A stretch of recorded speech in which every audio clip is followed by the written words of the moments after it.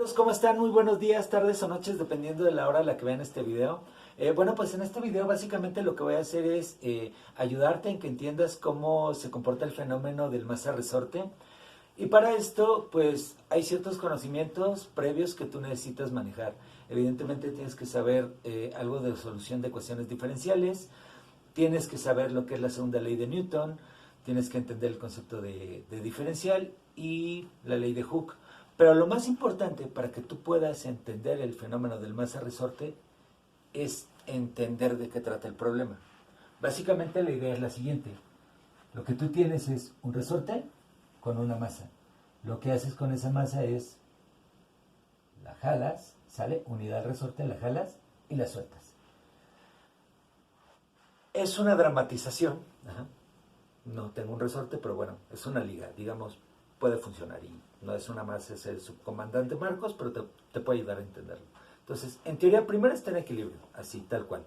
Evidentemente a esta liga, si yo no le pusiera el peso del comandante Marcos, tendría aquí una cierta longitud. Eso es lo que te están marcando aquí. ¿Cuánto mide el resorte sin que tú le pongas nada? Una vez que le pones algo y que está en equilibrio, ¿en cuánto te queda? ¿Sale?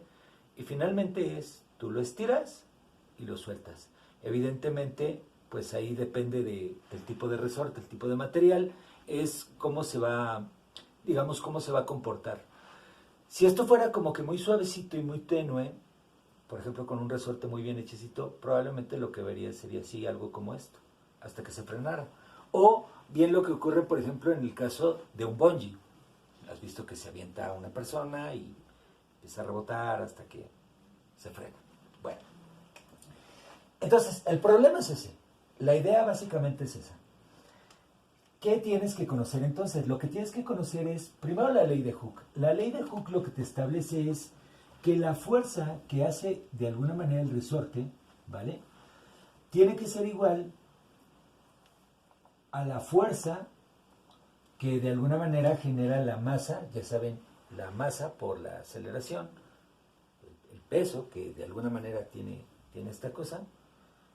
Si esto está en equilibrio es porque este resorte tiene la fuerza suficiente como para detener este cuate. ¿Estamos de acuerdo? Bueno, entonces eso es algo que hay que entender. Entonces, esta S que está aquí, ¿qué es esta S? ¿Qué representa? La S lo que te está representando es, una vez que tú le pones la masita al resorte, ¿cuánto se estira? Eso es lo que vale la S. Puedes poner aquí. ¿Cuánto se estira? Y la K depende del tipo de resorte que estás manejando, porque yo aquí tengo una liga toda chafa que me encontré en la casa, pero si por ejemplo tuviera otro tipo de liga o un resorte, se le hubiera quitado un cubrebocas, de hecho, pero bueno, el comportamiento que tendría sería diferente. Entonces, esta K depende del material. Y bueno, la fuerza, pues ya sabes, es la fuerza que de alguna manera tiene que ser para soportar.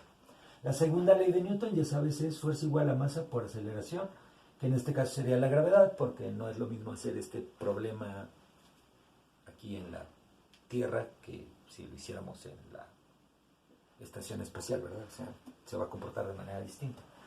Ok, bueno, entonces ya está. Teóricamente, si tú fueras siguiendo al cubito, a esta masa o al comandante Marcos o a lo que quieras que estés trabajando, lo que estarías viendo sería, o lo que esperarías ver, sería tal vez una respuesta como de este estilo. O sea, lo suelto, sube, baja, sube y hace algo más o menos así. Como ves, por ejemplo, en el caso del bungee, sería eso. Lo que tú quieres hacer con esta ecuación diferencial es saber la posición que va a tener después de cierto tiempo. Es decir, si yo tomo esta cosa y la estiro cierta longitud, tú me dices en cuánto tiempo se frena, por ejemplo. O a los 2 milisegundos, ¿en dónde está? Está por aquí, por acá, ¿dónde está? ¿Sí me explico? Algo más o menos aquí es lo que tú tratas de predecir.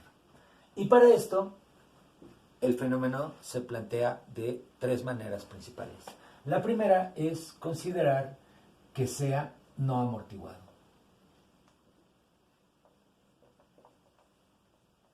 es el más sencillo de todos, pero también el más teórico. En el no amortiguado lo que están dando a entender es de que nunca se va a frenar, pase lo que pase. Suena raro, pero aún así valdría la pena estudiarlo. Hay algunos resortes que son muy finos. Si encuentro alguna imagen en internet se las pongo. En donde los relojes, por ejemplo, funcionaban con un resorte. Entonces tú hacías esto, tenían una muñequita o algo así, y estaba así, un buen rato, muy calibrados.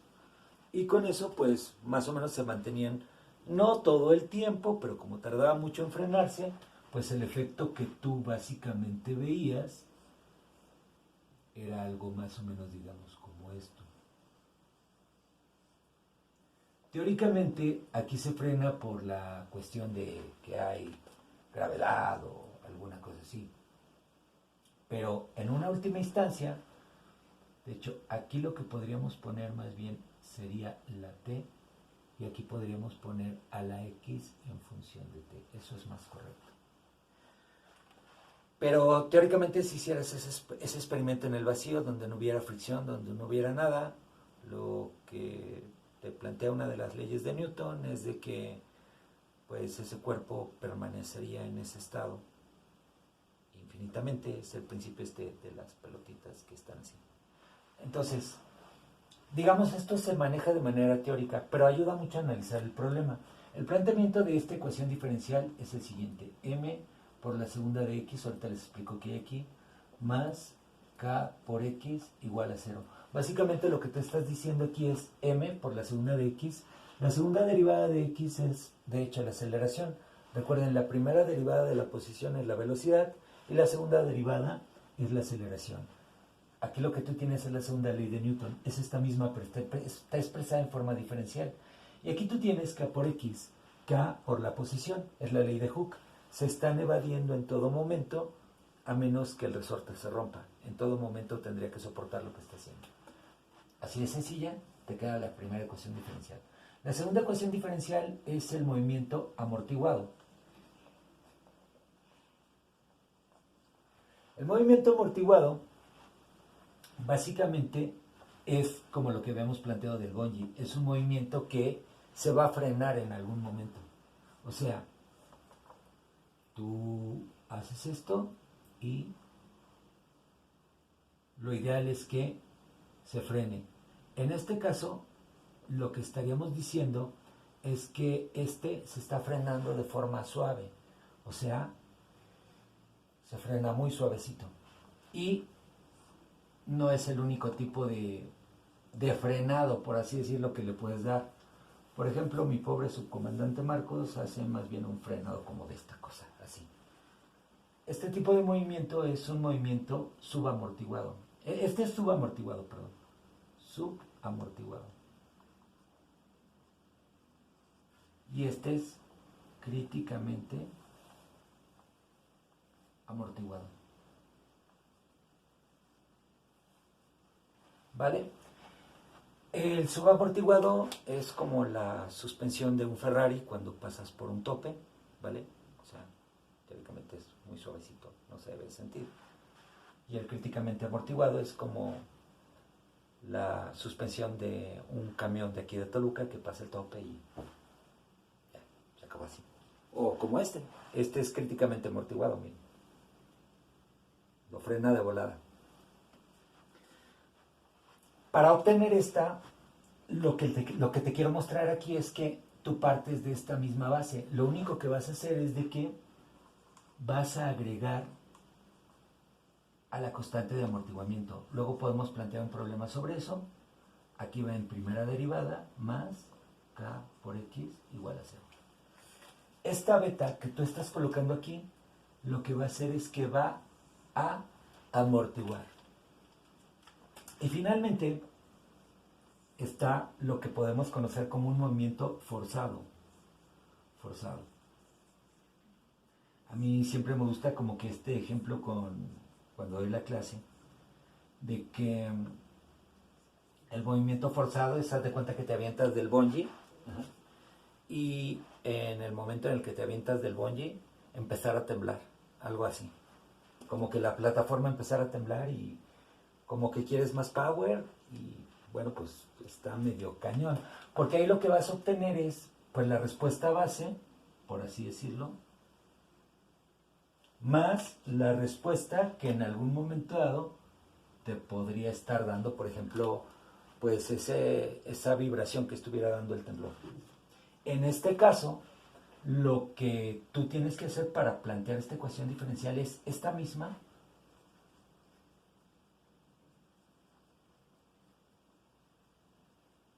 y la tienes que igualar con una f de t, f de t. Y pues ya está. En este caso, lo que tendrías es un movimiento forzado. En un futuro les voy a poner o les voy a plantear algún ejemplín con esto para que vean más o menos cómo se va comportando. Pero la teoría en sí básicamente es esta. Espero que les haya gustado el video, que hayan comprendido más o menos de qué va todo esto del movimiento, bueno, del sistema masa-resorte, y nos vemos en la próxima.